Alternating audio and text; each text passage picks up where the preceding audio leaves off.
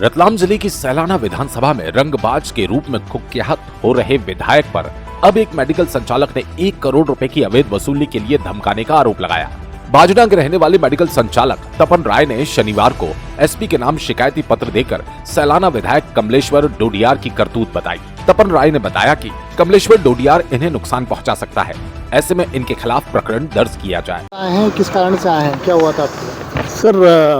पिछले 19 तारीख को एक अनजान नंबर से मेरे पास 3-4 बार कॉल आया था। उसके बाद मैंने व्यस्तता के कारण उसको उस नंबर को रिसीव नहीं कर पाया। उसके बाद मेरा कर्मचारी अंकल चालल के पास उनका फ़ोन आया तो बोला मैं कमलेश्वर डोडियार सैलाना विधायक बोल रहा हूँ, तपन राय से मेरी बात करा दो। तो मैंने बात करी तो उन्होंने बोला मैं विधायक कमलेश्वर जी बोल रहा हूँ, आप जल्दी से जल्दी मेरे पास आओ, आप अवैध रूप से मेडिकल चला रहा हूँ। मैंने बोला सर मैं अवैध रूप से कोई मेडिकल नहीं चला रहा हूँ, मेरे पास लाइसेंस है, मैं खुद फार्मासिस्ट हूँ। तो बोले तुरंत आओ। मैंने बोला सर मेरा कुछ काम है, मैं नहीं आज नहीं आ पाऊँगा, तो कल आ जाऊँगा। तो उन्होंने बोला मैं कौन बोल रहा हूँ पता है तुम्हें? मैं सैलाना विधायक बोल रहा हूँ, तुरंत निकलो तो वो ठीक नहीं रहेगा। तो मैं ऐसे तुरंत निकल गए। जाने के बाद देखा कमलेश्वर जी वहाँ पे थे नहीं। तो सर मैंने 1-1.5 घंटा वेट किया और कोई नोतरा वोतरा करने गए हुए थे।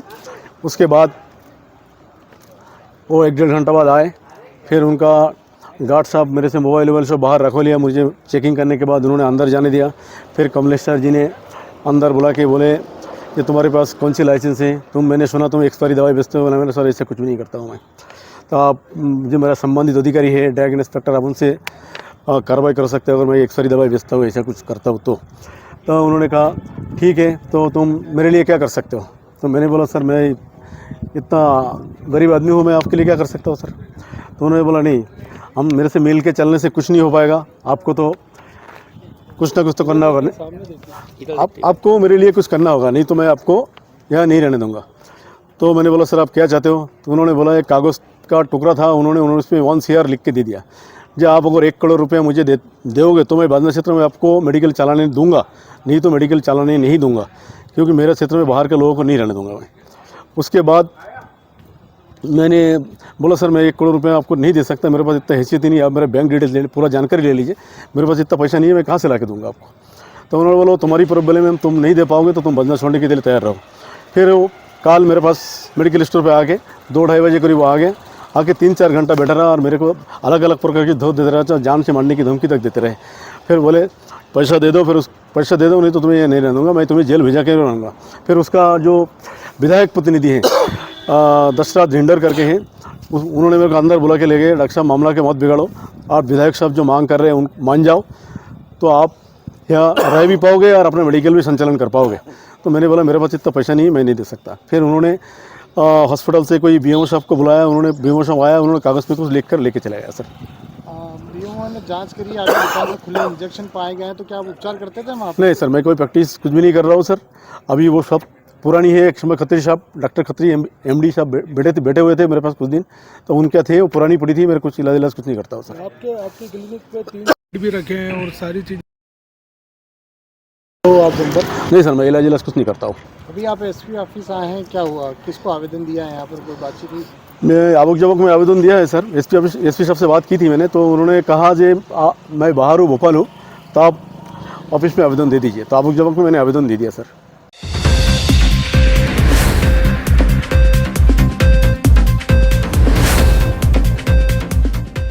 शहर के सैलाना रोड बस स्टैंड पर वर्षों से बंद पड़े सिग्नल पर फिर रोशनी जगमग करने लगी है।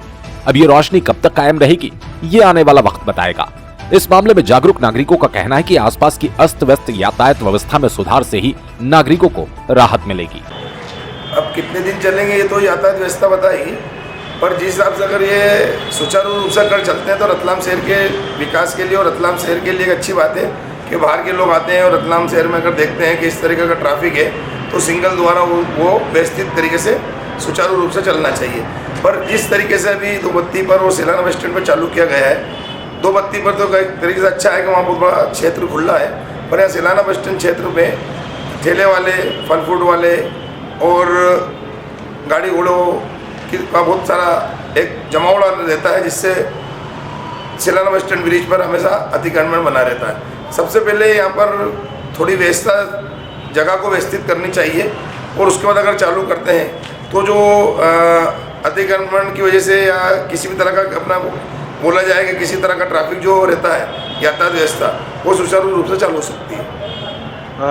आप जैसा बता रहे कि ब्रिज के ऊपर अतिक्रमण हो रहा है, क्या लगता है आपको अतिक्रमण हटने से यातायात व्यवस्था सुचारू रूप से चलेगी? नहीं, अतिक्रमण की बात परिभाषा वो नहीं है। अतिक्रमण का मेरा कहना मतलब कि जो व्यवस्थित लोग गाड़ी घोड़ा खड़ी कर देते हैं, आड़ा तिरछा सामान रख देते हैं और उनको व्यवस्थित नहीं करते, वो वाला अतिक्रमण, मतलब फिक्स वाला अतिक्रमण की बात नहीं कर रहा हूँ। व्यवस्थित अतिक्रमण, ये चाय की होटल हो, खाने की होटल हो, उसके बाहर गाड़ी घोड़े खड़े कर देते हैं, उसको सही तरीके से रखते नहीं है, उस तरीके की बात कर रहा हूँ मैं।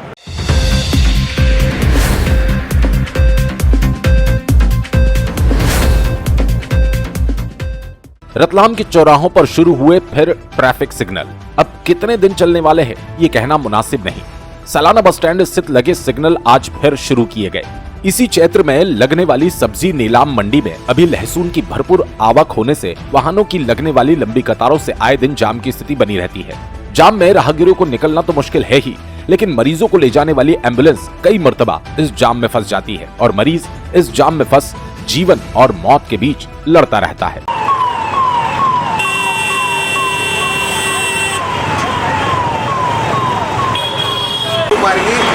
पारगी साहब ये बताएं कि इतना ट्रैफिक जाम हो रहा है, कहीं एम्बुलेंस फंस चुकी है, हमने देखा भी, ट्रैफिक पुलिस व्यवस्था कर रही है।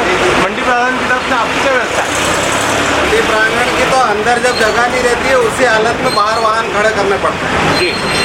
तो ये वाहन आपने बाहर खड़े करवाए जी, अगर अंदर जगह नहीं रहती। आप ये बताएं ये वाहन आपने बाहर खड़े करवाए? हाँ जी, आपने करवाए जी। तो यही जानना चाह रहे थे, तो बाहर जो ट्रैफिक जाम हो रहा है इसकी जिम्मेदार कौन है? जिम्मेदार तो सर अब ये मंडी पब्लिक प्लेस है, अंदर आने के लिए किसान अगर यहाँ आता है और अंदर जगह नहीं रहती है तो मजबूरन हमें रोकना पड़ता है। जी गणेश जी ये बताएं कि क्या व्यवस्था है जो ट्रैफिक जाम हो रहा है कंटिन्यू देखने में आ रहा है 3-4 दिन से, किस कारण से हो रहा है? ट्रैक्टर खड़ा हो गया था इसलिए कोई काम नहीं है। हाँ, इतना लंबा ट्रैफिक जाम हो रहा है, एम्बुलेंस फंस चुकी थी, तो क्या व्यवस्था आप लोगों की?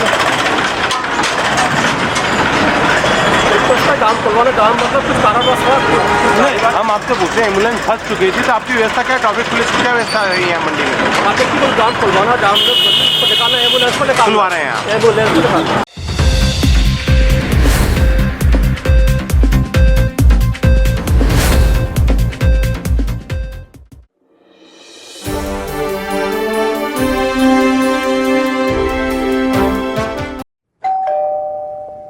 अरे अंकल वेलकम, आइए ना। हाँ बेटा। आइए भाई साहब, कैसे हैं? बस ठीक हूँ। बैठिए। थोड़ा परेशान हूँ। अरे क्या परेशानी है? पिछले 25 दिनों से लोन के लिए घूम रहा हूँ। 25-30 हजार रूपए मेरे खर्च हो गए। कभी लीगल इशू, कभी सिविल रिजेक्ट, कभी वैल्यूएशन रिजेक्ट। 70,000 की सैलरी होने के बाद भी मुझे लोन नहीं मिला। चिंता न करें भाई साहब, आपने कॉर्पोरेट फाइनेंशियल सर्विसेज का नाम सुना है? हमारा तो बिना किसी परेशानी के परसों ही लोन सैंक्शन कराया है इन्होंने। चाहे होम लोन हो, मोर्गेज लोन हो, कार लोन हो या ओडी लोन हो, किसी भी प्रकार का लोन हो, all over MP best service provider. Corporate financial services आपको आसानी से लोन प्रोवाइड करवाती है। सच में? जी हाँ, ये 108 बैंक्स और एनबीएफसी के पार्टनर्स हैं। अरे दीदी, हमें तो 2 दिन में ही लोन मिल गया था। अरे हाँ, 48 घंटे में लोन प्रोवाइड कराने की गारंटी भी इन्हीं की। अरे वाह, वैसे क्या नाम बताया आपने? Corporate financial services. चाहिए 5 लाख या 500 करोड़ का लोन, मिलेगा हर तरह का convenience at corporate financial services. अरे मैडम, आज मैं बहुत खुश हूँ। मेरा लोन तो 48 घंटे के पहले ही सैंक्शन हो गया क्या है। बात है, बधाई हो भाई साहब। अधिक जानकारी के लिए संपर्क करें। हमारा पता corporate financial services 21 Kothari market 232 Ratlam. Contact number 07412 356268 6263 791851।